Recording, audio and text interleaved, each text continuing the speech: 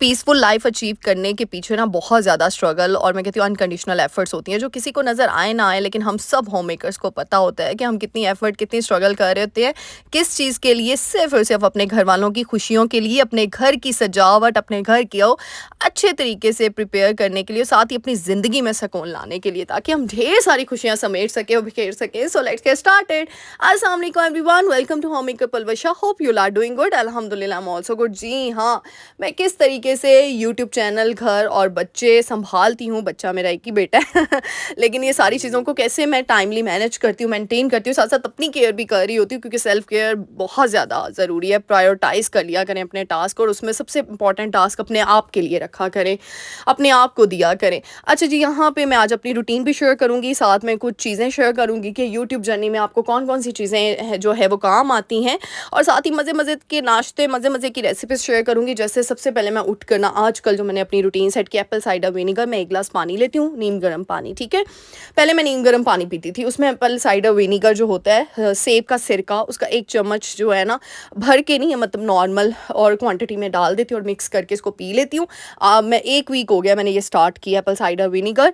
अच्छा, कहते हैं, मैंने इस पर रिसर्च किया कि ये वेट लूज़ के लिए भी हेल्पफुल होता है और इसके काफ़ी बेनिफिट्स हैं आपकी हेल्थ के लिए, और इस वजह से फिर मैंने ये स्टार्ट कर दिया। इंशाल्लाह इस पर डिटेल वीडियो आ जाएगी, शॉर्ट वीडियो इस पर मैं बनाऊंगी इंशाल्लाह।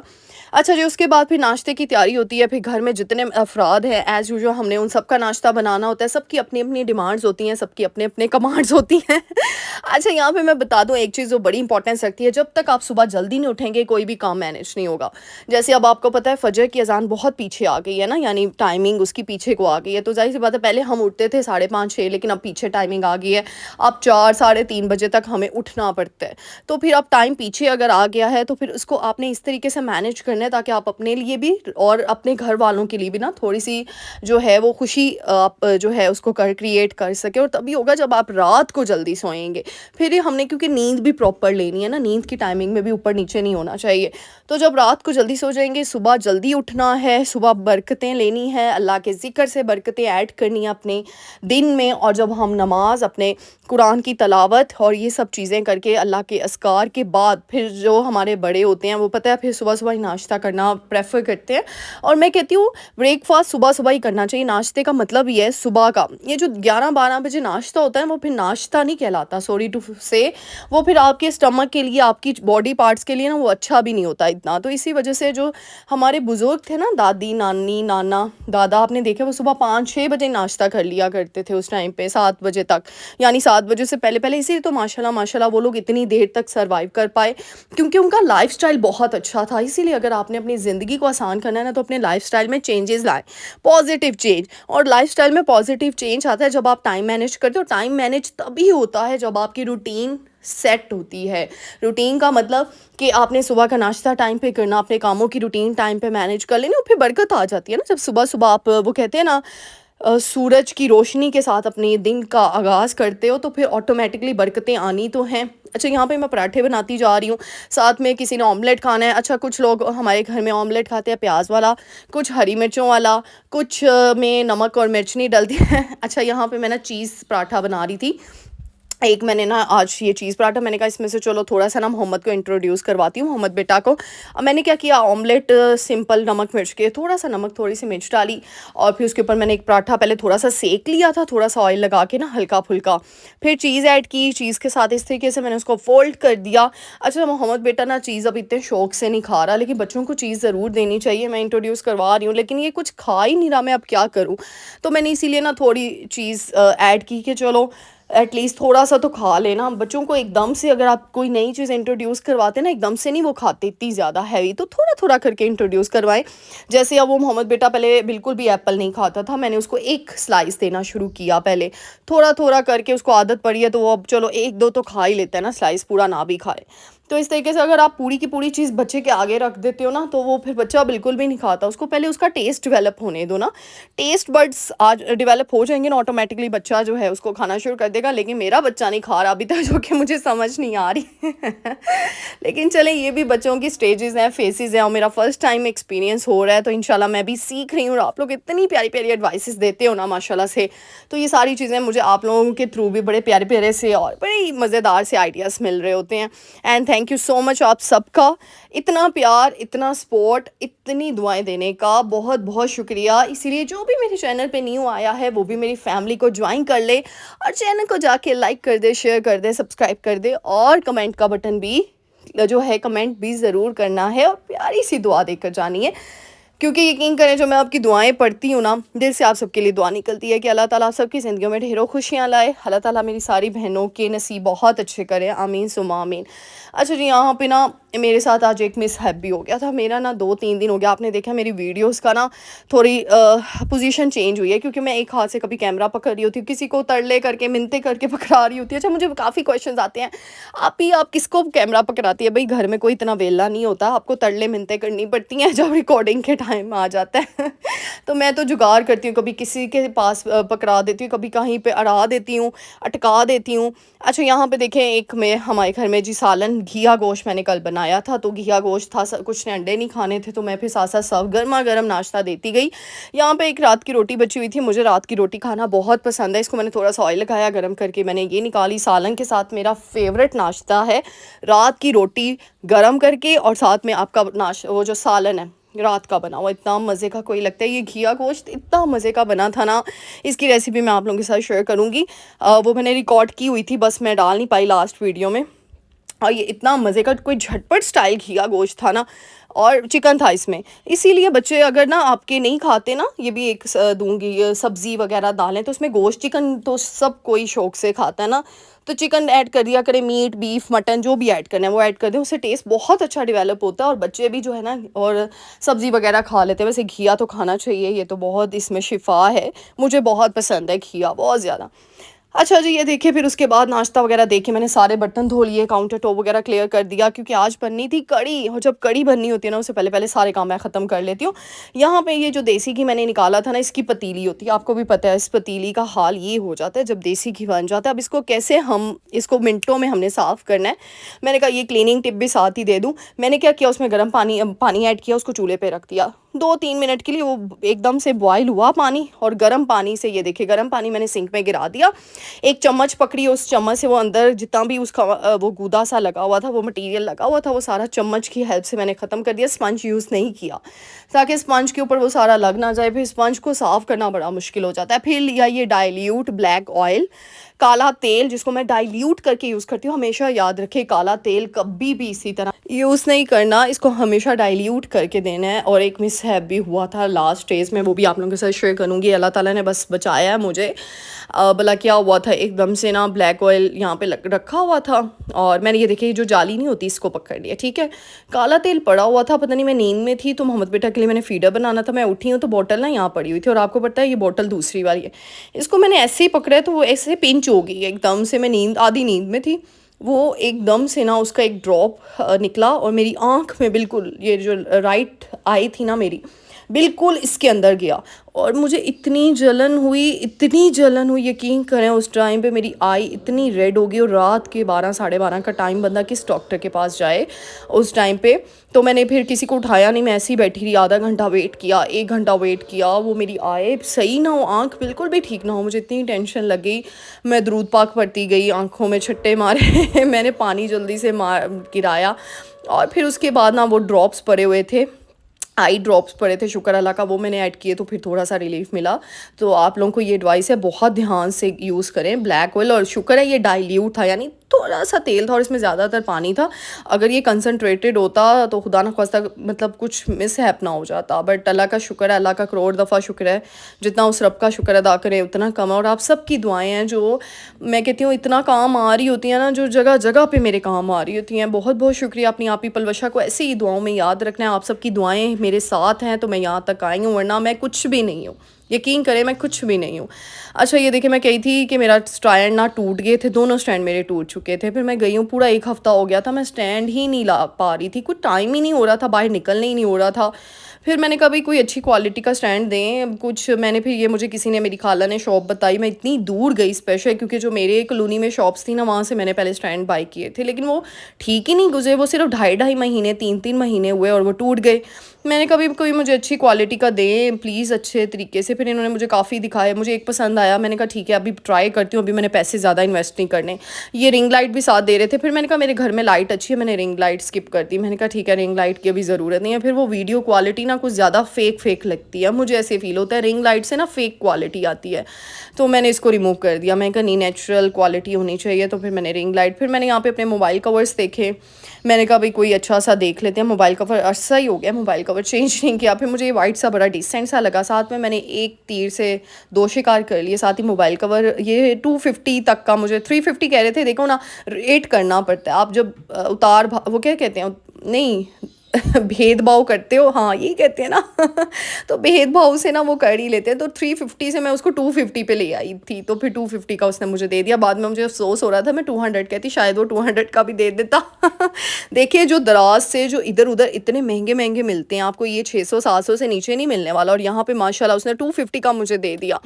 तो कई दफ़ा ये भी होता है जो होल सेल दुकानें होती हैं ना, रेट पे दुकानें होती हैं, या फिर कुछ ऐसी कॉलोनीज़ ऐसे एरियाज़ होते हैं जहाँ पे इस तरीके से ना मार्ट वगैरह बने होते हैं, दुकानें होती हैं। ये ना बेसमेंट पे दुकान है ये वाली ना, ये मेरे खाला अगेन मेरी खाला जहाँ पे रहती है ना वहाँ पे बड़ी मज़े मज़े की दुकानें हैं, तो मैं तो इसीलिए उनको फ़ोन करके पूछती हूँ। हाँ मुझे यहाँ से टाइम बड़ा लगता है जाते हुए, लेकिन ये कि एक दफ़ा उनकी तरफ पहुँच जाती हूँ ना, फिर वो मुझे बस ले जाती हैं आसानी से, तो फिर वो आसानी से मुझे ले जाती हैं, फिर वो मुझे दिखाती हैं अच्छा ये सबसे सस्ती दुकान है। और मैंने काफ़ी ऐसे डिस्काउंट स्टोर्स आपको दिखाए हुए हैं जो मेरी खाला के एरिए में है, और वहाँ पे वाकई में मैं खुद शॉक्ड होती हूँ, इतनी सस्ती चीज़ें, मैं तो शॉक्ड होगी। मोबाइल कवर 250 का, अच्छा स्टैंड मुझे 1000 का है, क्योंकि वो कह रहे थे कि 1500 के 1600 कहा, लेकिन फिर रेट करने के बाद उन्होंने 1000 का फिक्स कर दिया, काम ही नहीं कर रहे थे। मैं तो 750-800 कह रही थी, बट फिर मैंने इतना ज़ोर नहीं दिया, मैं क्योंकि मुझे भी पता है ना ये इतने कम का नहीं है, 1000 का स्टैंड तो बिल्कुल नहीं है, लेकिन माशाल्लाह से उन्होंने दे दिया। तो फिर मैंने इसलिए मैंने कहा जाने दो, किसी का इतना भी हक नहीं मारना चाहिए, जो जितना हक है, कितना कमा रहा है बेचारा 200-300 ही कमा रहा होगा इसमें, और कितना कमा रहा होगा, तो कोई नहीं यार क्या आप रेट करना। फिर मैंने दे दिए, मैंने अपनी खाला को चुप करवा दिया, मैंने कहा नहीं रहने दें, बस दे देते हैं, उसका भी तो हर इंसान ने देखो कमाई तो करनी है ना। तो मेरा ना भाई जो है ना, मेरा बड़ा भाई, एक बड़ी खूबसूरत बात कहता है, आप सबके साथ शेयर करती हूँ, उसकी सोच माशाल्लाह बहुत अच्छी है। वो एक बात करता होता है कि हमेशा जिससे भी चीज़ लो इतने मार्जिन में लो कि वो भी कमा सके अगला। कुछ लोग होते हैं ना वो बड़े वो कहते हैं ना पंजाबी में लीचर होंदे ने, बहुत लीचर जे होंदे ने, यानी वो इतना रेट कम करा देते अगले बंदे का बेचारे का प्रॉफिट ही नहीं इतना हो पाता।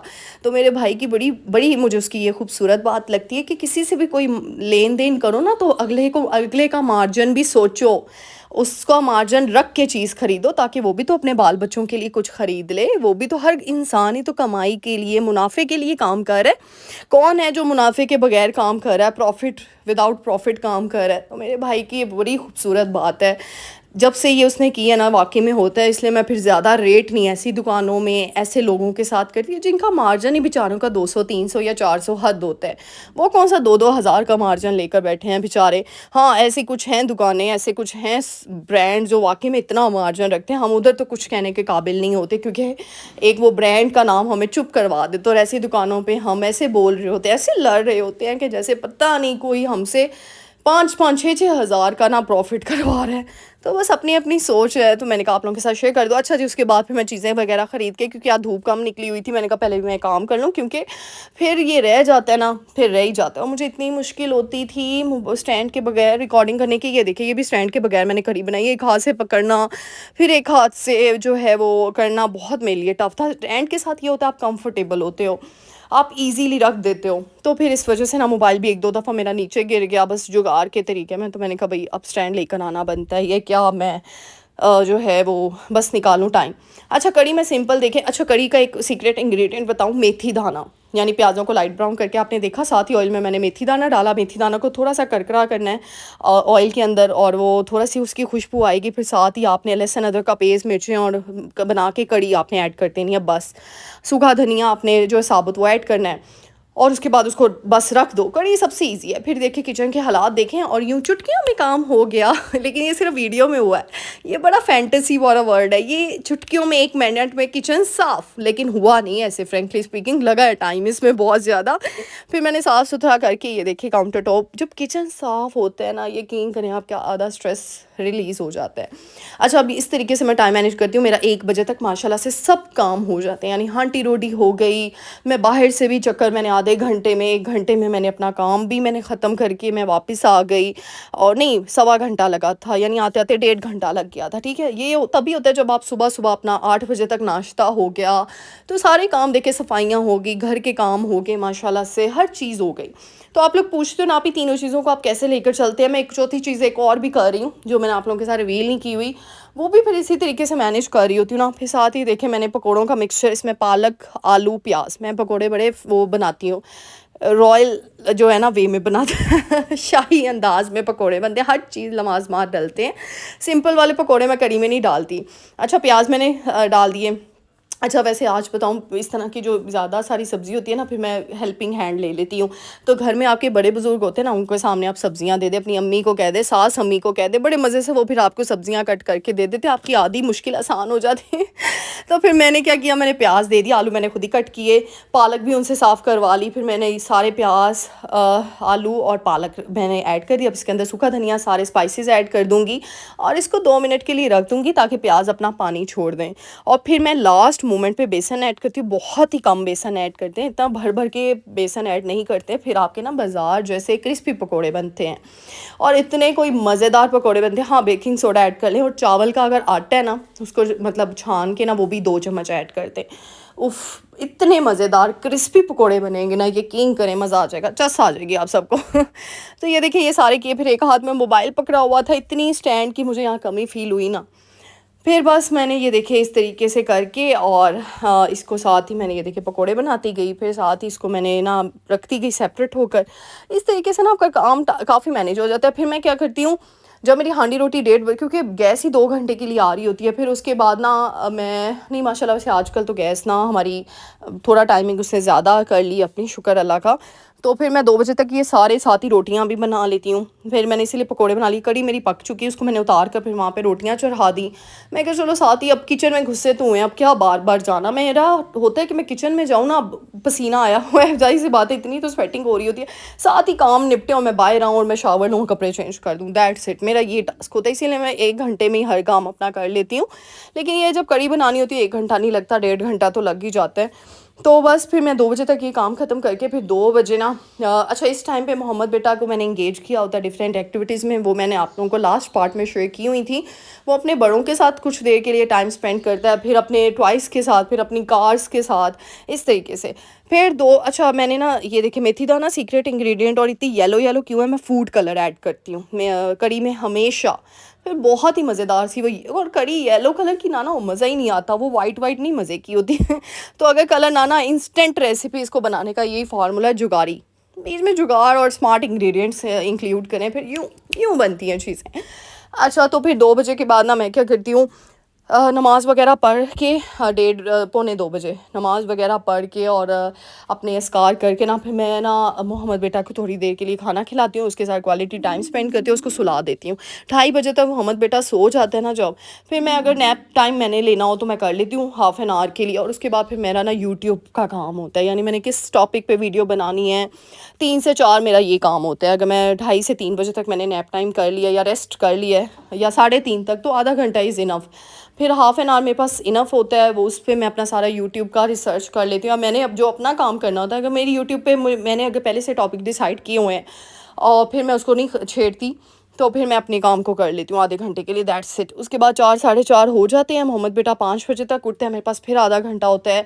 इसमें मैं फिर थोड़ी देर के लिए लेट जाऊँ या फिर देख लेती हूँ कोई काम है, अदरवाइज़ मैंने अपने सारे काम निपटाए होते हैं माशाल्लाह सुबह सुबह, फिर मेरा कोई काम नहीं होता करने के लिए। फिर मैं क्या करती हूँ, 5 साढ़े 5 जैसे ही वो उठता है, और फिर मैं उसको ऊपर ले जाती हूँ, फिर मैं अपने प्लांट्स के साथ टाइम स्पेंड करती हूँ, जो वीडियो भी आप लोगों के साथ शेयर करती है। फिर हमारे सब घर वाले ऊपर चले जाते हैं, हम लोग छत पे, और बड़े मज़े से हम लोग इंजॉय कर रहे होते हैं अपना इवनिंग टाइम। और यहाँ पे मैं प्लांट्स के लिए देखिए ये सेटिंग कर रही हूँ, ये न्यू सेटिंग हो रही है।